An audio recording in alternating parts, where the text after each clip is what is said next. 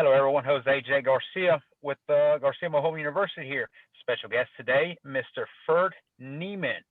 So, tell us about you. I met you through LinkedIn. I think you're a great asset to anybody you assist with, and we're going to talk about some of the stuff you do. But tell us about yourself. Well, I live here in Kansas City with my wife and three kids. Love Kansas City market, investing, just community and all that. But went to college here, degrees in finance, accounting, MBA, and then my law degree, all local here in Kansas City. Stuck around, worked as a real estate lawyer for several years at a big firm. Worked in county government for 5 years in economic development and appraisal and management, and was a financial analyst as well, and county assessor, and then really got into more real estate full time a few years back, doing retail development and redevelopment, and then I've been in mobile home park business since 2014, Nice. and also practicing law since 2014. So just do both now. Some ownership and operations, and some client work for other mobile home park owners and operators. What's your main task right now? Is it investing, law, or? It depends on the day. I'd say I spend probably 60 to 70% on investing, and then and 30 to 40% on the law.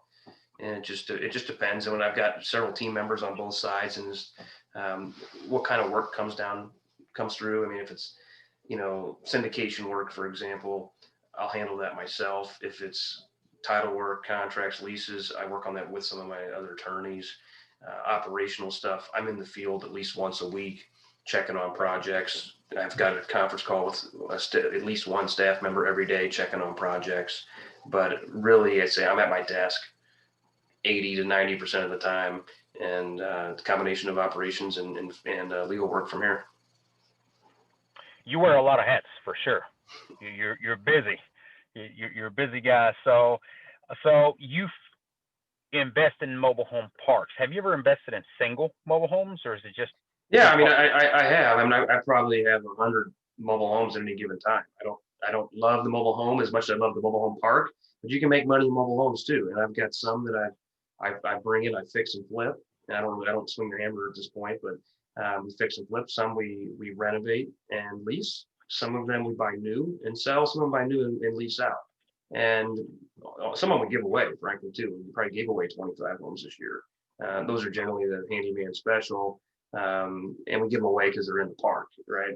We don't we lose money on those, frankly, because we fix them up to make them spend a couple $1,000 to make them habitable, but they're Sure. not they're not nice when you give them away, obviously. But then they're there and they pay the ground rent. But yeah, I've done mobile homes, I've done single family and duplex and stuff too. But as far as my preference and focus is the mobile home park. But yeah, we own mobile homes. We call them park owned homes. I don't own mobile homes in other people's parks, but I own them Okay. in parks that I think there's probably like 8 or 9 left in a park that I sold, but I kept them because that was a requirement of the sale. I thought I would have preferred to sell those at the time. There's like 15 park-owned homes with the park, but the seller wouldn't buy them, so I owned 15, and I've been selling them off. I don't know, one a quarter or something like that. Well, you own the best side of it, which is the land, the real estate. So So that's great. That's our goal for 2021 is to get into mobile home parks. We do a lot of singles. A lot of people call them Lonnie deals. I call them right. my deals. Oh So yeah. it just depends on single little hitters, and they're good. But like you say, it does take money to bring them up, absolutely, and then get them back up there, presentable, habitable. But how different is mobile home parks from other commercial businesses? Well, I feel like a mobile home park is more operational. It's more like we're running a city. It depends on the park. I've had parks where the water and sewer, for example, are direct billed by the municipality. So I'm not in the utility business. That's really nice. But I've got other parks where, and we're closing on one here in about 2 weeks, where it's a mess. The lines are broken. They need to be replaced. We need to put in new sewer lines, and then the water needs to be sub-metered, add in sub-meter. So now we're going to be in the governmental infrastructure business essentially, and we're going to be in the quasi utility business of, we're not making money on it, so we're not really a utility company, regulated by the Public Service Commission, but we're responsible for utilities. We're responsible for customer service, sales, personnel management, project management, maintenance, long-term infrastructure maintenance, um, What else? Rules enforcement. We're basically the codes enforcement / sheriff. Obviously, Okay. there's bookkeeping, financial management, and you've got things like capital raise off the bank. So the mobile home park is very operational. I think it's not as you can buy a passive mobile home park if it's super stabilized, but Mhm. for the most part, when you're buying an infill project, it's not a passive investment. I've had other deals where like CVS was a tenant of mine. Okay, it's a triple net lease, really easy. Now in that building we had to maintain the roof, we had to maintain the parking lot, we had to maintain the common area, push the snow, mow the grass for all the tenants. That's way less work than a mobile home park. But you get a lower yield, a lower margin because it's more competitive, more attractive to institutional buyers. Now, I had a Kohl's building. It was called a bond lease, it's like a triple net lease plus, where Kohl's actually had to take care of the roof. They had to take care of the parking lot. They had to pay the taxes directly. They had to appeal the property taxes if they were wonky. They paid the insurance, all that kind of. They were self-insured. But so those real estate investments are very passive, but typically a lower yield. Mobile home parks are more active. Um, Especially if it's a value add project. You can buy a stable park, like we're under contract on a stable park in St. Louis. We got like $5,000 of management. Okay, I got another park here in Kansas City Metro. I got $45,000 of management because it's going to require a full-time FTE, a full-time property manager, not just somebody lives in the park and gets free lot rent. So the different project will dictate the business plan, perhaps the expense ratio, and really the workload. You agree with the term, you get what you pay for? I don't know. I mean, sometimes, but not necessarily. I mean, I'm more in line with the term. You make your money when you buy, you get paid when you sell. And like Yeah. I bought a park about 12 months ago, and it was rough, and I knew it was rough. It'd be a big project, but we bought it for 520, and it appraised at 875 the same day. So we knew we were getting paid that day because we found a really good deal. Now, has it been easy in the last year? No, we put a ton of time and work in that. Now that park is probably worth $1.4 million, $1.5 million. But so we get what we paid for. I mean, we knew what we were buying. We knew what we were buying, but we got a discount where sometimes I think you get what you pay for in some things. You get what you pay for a lot in vendors, in professionals, and laborers, and materials. But as far as a park, I mean, I used to have my securities licenses and did mutual funds, and they have something called the efficient market hypothesis, inefficient market hypothesis. And in a perfectly visible capitalist public market, everything's priced perfectly. There's no deals, but there's inefficiency in the marketplace. Warren Buffett in stocks has been able to find inefficiency and buy bargains. In mobile home parks, if you've got a 200 space park in Dallas, Fort Worth that's fully stabilized, it's going to be on the market. It's probably going to be priced appropriately. And there's going to be limited inefficiency because there's going to be lots of competition to buy it. But if you find a backwoods rough park in a tertiary market, sometimes you can buy a dollar bill for 75 cents. So maybe you didn't get what you paid for. Maybe you added value by finding something that was not perfectly available to everybody. Sure. What's your goal with mobile home parks? I mean, are these more long-term to keep forever kind of thing? Or are you buying them, fixing them, growing them, and flipping them? For the most part, I don't know forever, but for the most part, long-term hold. There are some projects, and I've sold 4 parks in the last 2 years, so I'm a hypocrite, right? I sell some, but there's reasons to sell. Sometimes you sell because somebody gives you an offer you can't refuse. Sometimes you sell because the deal has a different risk-reward palette. Like I've got one park in Illinois where I'm either going to refinance it with agency non-recourse debt, which takes the risk off, or I'm going to sell it. And the reason is it's kind of a one-horse town, or it's really a 2-horse town. There's two big factories, and one's a meat packing factory. And I was worried a little bit during COVID, were they going to get shut down? Because they had like 80 cases of COVID, and if they get shut down, my entire tenant base was from Puerto Rico, so they were there for work. If the work ends, I'm not sure they'd stick around, or if they'd go back to Puerto Rico. in which case my asset value goes from million plus to very low, and I got to redo the project. So a deal like that is not a long-term hold for me because of risk, unless I can put it on agency debt, which I'm actually in the process of doing, because then I take a lot of that risk off the table. So there's reasons. Sometimes you sell for liquidity. Sometimes you sell because the price is perfect. Sometimes you sell for risk reward relationship. Mhm. But overall, I mean, the name of the game in real estate investing in general for long-term wealth is buy and hold stabilized cash flowing assets. So that's what I'm doing right now. At some point, I may roll them into a fund. When I get up to, I don't know what that number looks like, 25 or 50, roll them into a fund, and then I would diversify and liquidate portions to other investors. But right now it's, we've syndicated some deals, but a lot of deals is me and my dad, and um, we're holding them right now as us, and maybe one day we'll roll them into a fund, maybe we won't. There's a lot of things you're saying on here we can learn from. That's for sure. Do you coach? Do you teach other people how to do this? To some degree, I'm at some point I'm going to roll out a mentorship program here probably in the next year. So I haven't really said that out loud to many other people, but I'm going to do that. I coach, so to speak, on legal work. Probably 60% of the legal work I do is operational consulting. It's not contracts and documents. It's people calling like, hey, I'm thinking about getting my 21st mortgage license. What does that really entail? And not just read the contract. How does this work? I'm thinking about my retailer license. I'm thinking about sub-metering. Should I go with Metron or Universal or not do it? And it's more my subjective opinion, if you will. But so I do that in a sense of coaching. It's just the challenge with coaching or legal work is you only have so many hours in a day. So the paperwork, the contracts, the leases, some of the syndications, I can supervise that with other personnel on my team doing some portion of the work. If it's one-on-one coaching, I'm the guy on the team with the field experience and legal experience. It's my time, and I can't bill 25 hours a day, nor do I want to.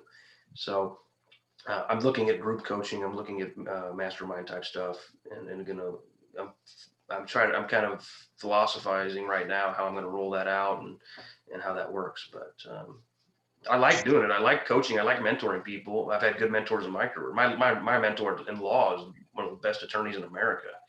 And it really was. I mean, and we got all these awards. And it's like, he was just great. And he'd say things like, practice tip, write this down. And I mean, it was just like gold every time. And it was like 3 years with him was like 20 years at a law factory. Absolutely. And I'm definitely going to ask you about your mentors here. Because that's huge, no doubt, huge, and it's needed. And it's funny you say that about time, because at one point, I try to do everything more kind of even now Zoom, obviously, like groups, just to get everybody at one time. But I remember a time where I was doing probably close to 20 students a week, and it was an hour. So that was 20 hours a week that I was thinking, this is taking a lot of time, one-on-one, not to mention the repetition over and All right. And when you're doing the same lesson 3-4 times, you find yourself thinking, what am I doing here? So Right. taking a lot of time on there. Are there a lot of mobile home park deals out there at this time? A lot of deals. Yeah. I mean, there's always deals. It's the hard part to uncover them. There's a lot of guys buy a lot of stuff on market, and there's tons of listings on market. The problem with that is there's lots of people competing for them, and to some degree, it's a beauty pageant. I've got $100 million and 100 parks, and I can pay cash. Well, that's going to be hard to compete with, especially for first time. I get a lot of clients that are first time buyers, and it's like your first park, you have, and you want to syndicate it or you want to assign it. It's hard to get a seller to take you seriously. Sometimes sellers will say, show me proof of funds. Well, if you don't have $1 million in your checking account, they're not going to even give you a chance. I've got a couple clients that they've offered full price or beyond, and the seller says no. And then the seller still has it for sale. They just don't want to go with a rookie. So a deal out there it's going to depend on who you are, but there's, the mobile home park industry is still fragmented. I mean, I think the latest estimate, there's 44,000 parks in the country. Less than 5,000 are institutionalized. Maybe less than 10,000 are owned by professional operators that own more than one park. So that's still leaving 90% of the parks out there owned by mom and pop. Now, those statistics are a little skewed because it's the number of parks. It's not number of lots. It's not valuation. The 200 lot parks, the 100 lot parks, those are pretty competitive, and I don't say they're picked over, but there's not a ton left to go by. What is the typical size of your parks? Do you go by that? I don't want to. Yeah, I mean, typical. I mean, I don't know what the average is. Call it 65. We've had parks that are over 100. We've got parks that are 18, 16, 54, 65, 54, 93, 67, 36, 52.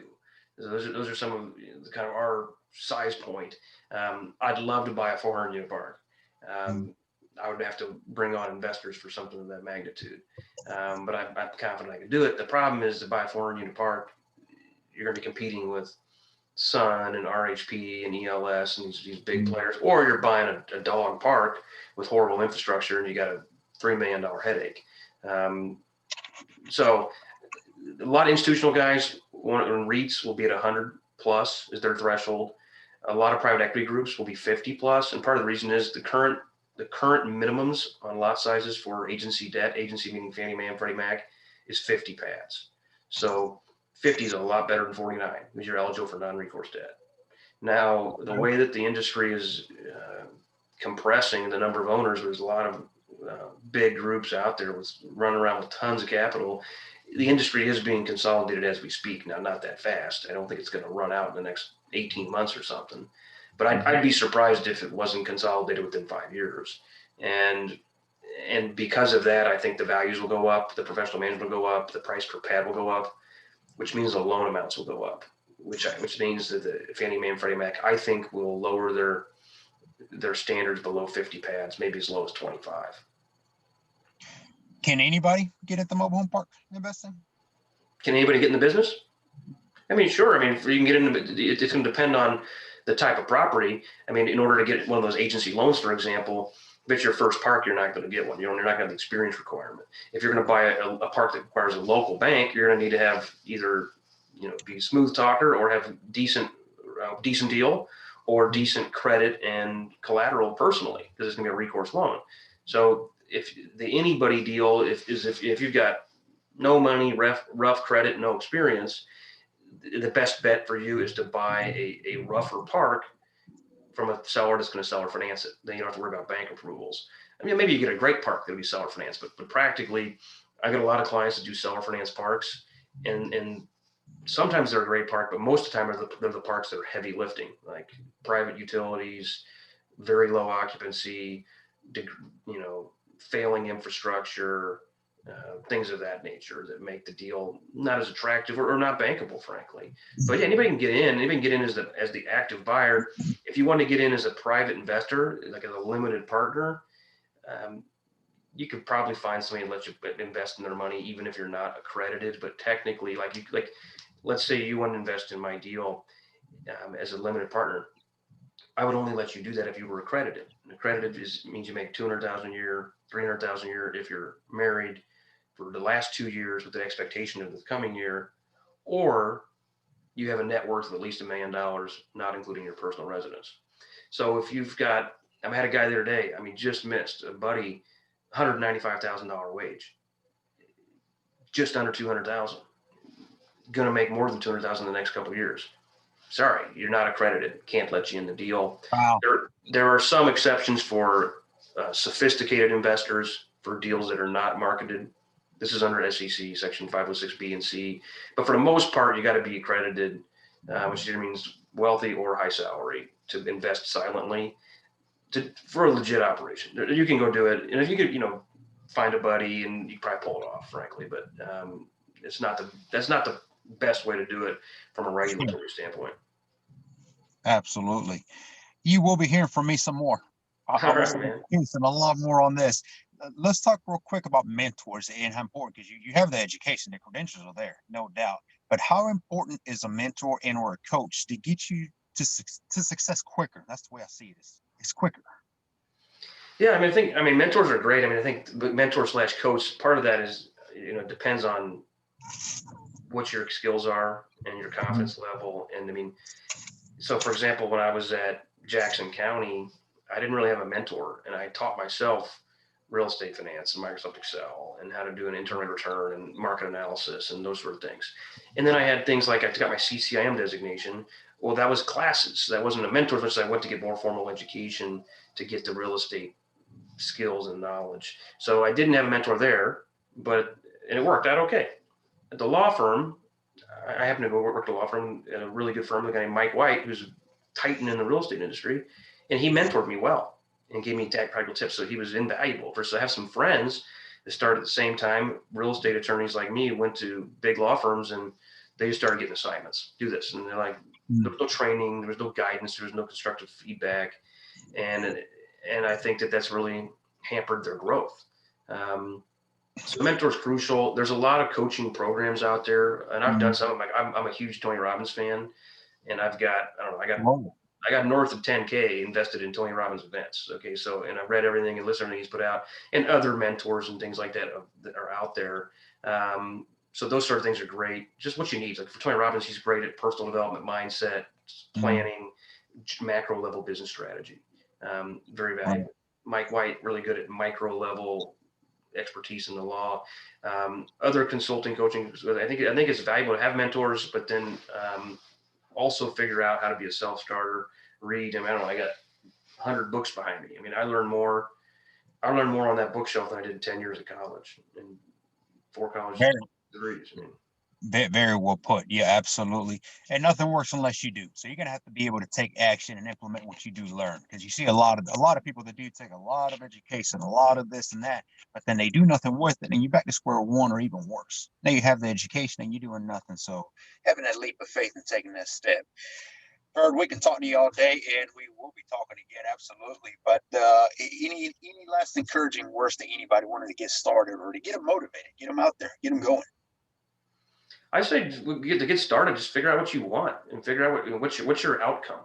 That's your goal. What's your outcome, and then work backwards through it. If my outcome is to get to this point in the road, how am I going to get there? Well, you need to put together your roadmap, your GPS plan, and then figure out what your resources are. Your vehicle, your gas, your tires. You just put together the resources you need, whether that's a mentor, whether that's an education, maybe it's a financial partner, maybe it's an operational partner, maybe it's quitting your job, maybe it's starting on the side while you got a job. I don't know, each person to their own, but I would say just figure out what you want and come up with an outcome and a roadmap to how to get there. Very good. Very well put. Absolutely. If anybody wanted to connect with you, how can they do so? They can find me on LinkedIn, Ferd Niemann, or like I got my website, www.themhplawyer.com. My podcast is the Mobile Home Park Lawyer Podcast, which will link to the website and stuff, and you can get on my listserv there and email me and go from there. Absolutely. And I've watched some of your videos as well. So on this video, we'll actually link it on the bottom. Y'all can click on there and easy access to Ferd. So Ferd, it has been a pleasure having you on here, sir. We can't thank you. Thank you enough. You got it. Thanks for having me. All righty.